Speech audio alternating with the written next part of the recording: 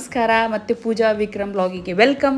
ತುಂಬ ದಿನದ ನಂತರ ಊರಿಗೆ ಹೊರಟಿದ್ದೀನಿ. ನನ್ನಿಬ್ಬರು ಮಕ್ಕಳು ನನ್ನ ಜೊತೆ ಇದ್ದಾರೆ. ಸೊ ಜರ್ನಿ ಫುಲ್ ಫನ್, ಫಸ್ಟ್ರೇಟೆಡ್ ಆಗಿರುತ್ತೆ. ಸೊ ಬೆಡ್ ಸೆಟ್ ಮಾಡ್ತಿದ್ದೀನಿ ಅವ್ರ ಜರ್ನಿಯಲ್ಲಿ ಈಸಿ ಆಗಲಿ ಅಂತ. ಯೂಶುಗೆ ಮಕ್ಕಳಿಗಂದರೆ ಜರ್ನಿಯಲ್ಲಿ ತುಂಬ ಕಿರಿಕಿರಿ ಅನಿಸುತ್ತೆ, ಯಾಕಂದರೆ ಅವರಿಗೆ ಫ್ರೀ ಸ್ಪೇಸ್ ಇರಲ್ಲ, ಮೈ ಮೇಲೆ ಕೂರ್ಕೋಬೇಕಾಗತ್ತೆ ಅಂತ. ಸೊ ಬೆಡ್ ಎಲ್ಲ ರೆಡಿ ಮಾಡಿದ್ರೆ ಅವ್ರು ಮಲಗ್ಬೋದು, ಆಟ ಆಡ್ಬೋದು, ಎಂಜಾಯ್ ಮಾಡ್ಬೋದು. ಸೊ ನನಗೂ ಸ್ವಲ್ಪ ಈಸಿ ಆಗುತ್ತೆ.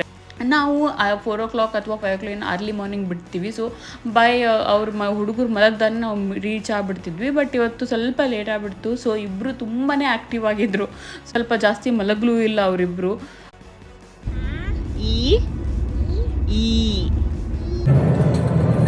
ಅಲ್ಲೇ ಸ್ವಲ್ಪ ತಿಂಡಿ ಮಾಡ್ಕೊಂಡು ಮನೆಗೆಲ್ಲ ರೀಚ್ ಆಗಿಬಿಟ್ವಿ. ದ ಬೆಸ್ಟ್ ಪಾರ್ಟ್ ಆಫ್ ಜರ್ನಿಗಿಂತನೂ ದ ಡೆಸ್ಟಿನೇಷನ್ ಅನ್ಬೋದು ಈ ವಿಡಿಯೋಯಲ್ಲಿ. ಭಾಳ ದಿನದ ಮೇಲೆ ನಮ್ಮ ಸಿದ್ಧಿ ಅವ್ರ ಅಜ್ಜಿನ ಮೀಟ್ ಆಗ್ತಿದ್ಲು. ಸೊ ಅವಳು ತುಂಬಾ ಎಕ್ಸೈಟೆಡ್ ಇದ್ಲು ಮಾರ್ನಿಂಗ್ನಿಂದ ಅಜ್ಜಿನ ಮೀಟ್ ಆಗ್ತೀನಿ ಅಂತ ಹೇಳಿ. ಎಕ್ಸೈಟ್ಮೆಂಟು ನಮ್ಮ ಅತ್ತೆ ಮುಖದಲ್ಲೂ ಕಾಣ್ತು ನನಗೆ. ಅವ್ರು ತುಂಬಾ ಖುಷಿ ಆಗಿಬಿಟ್ಟಿದ್ರು ನಮ್ಮ ಸಿದ್ಧಿನ ನೋಡಿ, ಯಾಕಂದರೆ ಅವ್ರ ಮೇಲೆ ತುಂಬಾ ಪ್ರೀತಿ ಅವರಿಗೆ. ಸೊ ನನಗೆ ಬಂದು ತುಂಬಾ ರಿಲ್ಯಾಕ್ಸ್ ಅನ್ನಿಸ್ತು, ಯಾಕಂದರೆ ಅವ್ರ ಹತ್ರ ನಮ್ಮ ಸಿದ್ಧಿನ ನೋಡಿದಾಗೆಲ್ಲ ನನಗೆ ತುಂಬಾ ಖುಷಿ ಆಗಿಬಿಡುತ್ತೆ. ಸೊ ಅದೇ ಫ್ಯಾಮ್ಲಿ ಅಂದಮೇಲೆ ಫ್ಯಾಮ್ಲಿ ಟುಗೆದರು, ಊಟ ಆಗಲಿ ಎಲ್ಲ ಆಗಲಿ ನಡೀತಿರುತ್ತೆ, ತುಂಬಾ ಚೆನ್ನಾಗೂ ಅನಿಸುತ್ತೆ.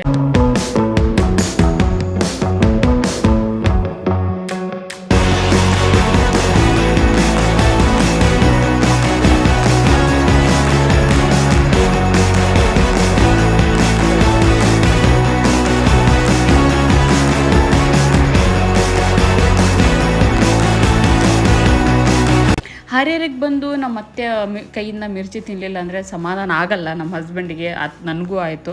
ಸೊ ಹೌದು, ಅದೇ ಬಂದ ತಕ್ಷಣವೇ ನಮ್ಮ ಅತ್ತೆ ಮಿರ್ಚಿ ಎಲ್ಲ ಮಾಡಿಕೊಟ್ರು ನಮಗೆ. ನಮ್ಮ ಸಿರಿ ಅವ್ರ ತಮ್ಮನ್ನ ಮೀಟಾಗಿ ತುಂಬಾ ಖುಷಿ ಆಗಿಬಿಟ್ಟಿದ್ರು. ನಮ್ಮ ಸಿದ್ಧಿಗೆ ಸ್ವಲ್ಪ ಜಾಸ್ತಿನೇ ಪ್ರೀತಿ ಇಲ್ಲಿ. ಬಟ್ ನ್ಯೂ ಪ್ಲೇಸ್ ಅಂತ ಹೇಳಿ ನಮ್ಮ ಸಿರಿ ತುಂಬಾ ಕಿರಿಕಿರಿ ಮಾಡಿದ್ಲು. ಆಲ್ರೆಡಿ ನಮ್ಮ ಸಿದ್ಧಿ ಅವ್ರ ಅಜ್ಜಿ ಜೊತೆ ಪ್ಲ್ಯಾನ್ ಡಿಸೈಡ್ ಮಾಡಿಬಿಟ್ಟಿದ್ಲು. ಸೊ ಆಲ್ರೆಡಿ ಅವಳು ಸುಧಾ ರೆಡಿಯಾಗಿ ಅವ್ರ ಅಜ್ಜಿ ಜೊತೆ ನಿಂತ್ಬಿಟ್ಟಿದ್ಲು. ಸೊ ನಾನೇ ಕರೆದೆ ಬಾ ಅಂತ ಹೇಳಿ. ಎಲ್ಲಿ ಹೊಂಟಿದೀಯಾ? ಎಲ್ಲಿ ದಾವಣಗೆರೆ ಹೊರಟಿವಿ. ಹೇಳು ಎಲ್ಲಿ? ಚಲೋ ಬಾಯ್ ಬಾಯ್. ಸಿದ್ಧಿ ಅವ್ರ ಅಜ್ಜಿ ಜೊತೆ ಮತ್ತು ಅವ್ರ ಚಾಚಿ ಜೊತೆ ಎಲ್ಲೋ ಶಾಪಿಂಗಿಗೆ ಹೊಂಟಿದ್ಲು. ಸೊ ಇವಳ್ದು ಮಾರ್ನಿಂಗ್ ಸ್ನಾನ ಆಗಿರಲಿಲ್ಲ ಅಂತ ಹೇಳಿ ಇವಳಿಗೂ ಸ್ನಾನ ಹಾಕಿದೆ. ನೆಕ್ಸ್ಟ್ ಡೇ ಫಂಕ್ಷನಿಗೆಲ್ಲ ರೆಡಿ ಆಗ್ತಿದ್ದೆ, ಅರೇಂಜ್ಮೆಂಟ್ ಮಾಡ್ಕೊತಿದ್ದೆ. ಯಾಕಂದರೆ ಹಿಂದಿನ ಸ್ವಲ್ಪ ಎಷ್ಟಾಗುತ್ತೆ ಅಷ್ಟು ಅರೇಂಜ್ಮೆಂಟ್ ಮಾಡಿದ್ರೆ ಚೆನ್ನಾಗಿರುತ್ತೆ ಅಂತ ಹೇಳಿ. ಸಿರಿ ತಮ್ಮನ ನೇಮಿಂಗ್ ಸೆರೆಮನಿ ಇತ್ತು. ಸೊ ಮನೆಯದೇ ಫಂಕ್ಷನ್ ಆಗಿತ್ತು. ಸೊ ಬಿಟ್ಟು ಎಕ್ಸೈಟೆಡ್ ಇದ್ವಿ, ಭಾಳ ದಿನದ ಮೇಲೆ ಮನೆ ಫಂಕ್ಷನ್ ಬಂದಿದೆ ಅಂತ ಹೇಳಿ. ನನಗೆ ಫಂಕ್ಷನ್ ಅಂದರೆ ತುಂಬಾ ಎಕ್ಸೈಟ್ಮೆಂಟ್ ಬಂದುಬಿಡುತ್ತೆ. ಅದು ಮನೆಯದಂದ್ರೂ ಇನ್ನೂ ತುಂಬಾ ಜಾಸ್ತಿ ಎಕ್ಸೈಟೆಡ್ ಆಗಿಬಿಡ್ತೀನಿ, ಯಾಕಂದರೆ ತುಂಬ ಚೆನ್ನಾಗಿ ರೆಡಿ ಆಗ್ಬೋದು, ಊಟ ಚೆನ್ನಾಗಿರುತ್ತೆ, ಬೇಸಿಕ್ಲಿ ಫೋಟೋಸ್ ಎಲ್ಲ ಕ್ಲಿಕ್ ಮಾಡ್ಬೋದು, ಗಾಸಿಪ್ ಮಾಡ್ಬೋದು. ನೀವೆಲ್ಲ ಅನ್ಕೊತಿರ್ಬೋದು ಪೂಜಾ ಅಷ್ಟೇ ಕಾಣ್ತಿದ್ದಾಳೆ, ಮಕ್ಕಳು ಇಲ್ಲಿದ್ದಾರೆ ಅಂತ ಹೇಳಿ. ಬೇಸಿಕ್ಲಿ ಅಮ್ಮ ಅವರಿಬ್ಬರಿಗೂ ಮ್ಯಾನೇಜ್ ಮಾಡ್ತಿದ್ಲು. ಸಣ್ಣವಳು ಸ್ವಲ್ಪ ಜನ ಜಾಸ್ತಿ ಇದ್ದರು, ಅವಳು ಅಳ್ತಿದ್ಲು. ಅವಳಿಗೆ ತೊಗೊಂಡು ಅವಳೇ ಸ್ವಲ್ಪ ಸಮಾಧಾನ ಮಾಡಿದ್ಲು. ತುಂಬ ಕಿರಿಕಿರಿ ಮಾಡಬೇಕಾದ್ರೂ ನಾನು ಹೋಗಿ ಸ್ವಲ್ಪ ಸಮಾಧಾನ ಮಾಡಿ ಮಲಗಿಸಿದೆ. ಆಮೇಲೆ ಮಲಗಿದ್ಲು ಅವಳು. ಥ್ಯಾಂಕ್ಸ್ ಟು ಅಮ್ಮ ಅನ್ಬೋದು, ಯಾಕಂದರೆ ಅಮ್ಮ ಇರಲಿಲ್ಲ ಅಂದರೆ ಅದು ಹಾರ್ಡಾಗ್ತಿತ್ತು ನನಗೆಲ್ಲ ಪಾರ್ಟಿಸಿಪೇಟ್ ಮಾಡೋದಕ್ಕೆ ಎಲ್ಲದಕ್ಕೂ, ಯಾಕಂದರೆ ನಮ್ಮ ಮತ್ತೇನೂ ಬ್ಯುಸಿ ಇರ್ತಾರೆ. ಸೊ ಅಮ್ಮ ಬಂದಿಲ್ಲ ಅಂತ ಹೇಳಿ ಸೀರೆನ ಅವ್ರು ಕೊಟ್ಟಿದ್ದೆ. ಅವಳು ಕಿರಿಕಿರಿ ಮಾಡಿದ್ರು, ಅವಳಿಗೆ ಹೇಗೂ ಸಮಾಧಾನ ಮಾಡಿ ಅವಳನ್ನೆಲ್ಲ ಸಂಭಾಳಿಸ್ತಿದ್ಲು.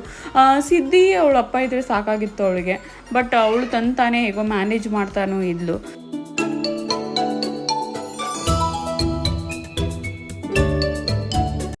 ಸೊ ಇಷ್ಟೆಲ್ಲ ಫಂಕ್ಷನ್ ಮುಗಿಸಿ ಮನೆಗೆ ಬಂದು ತುಂಬಾ ಸುಸ್ತಾಗ್ಬಿಟ್ಟಿದ್ವಿ. ಸೊ ಇಮಿಡಿಯೇಟ್ ನೆಕ್ಸ್ಟ್ ಡೇ ಮತ್ತೆ ಬೆಂಗಳೂರಿಗೆ ಹೊರಡೋದಿತ್ತು.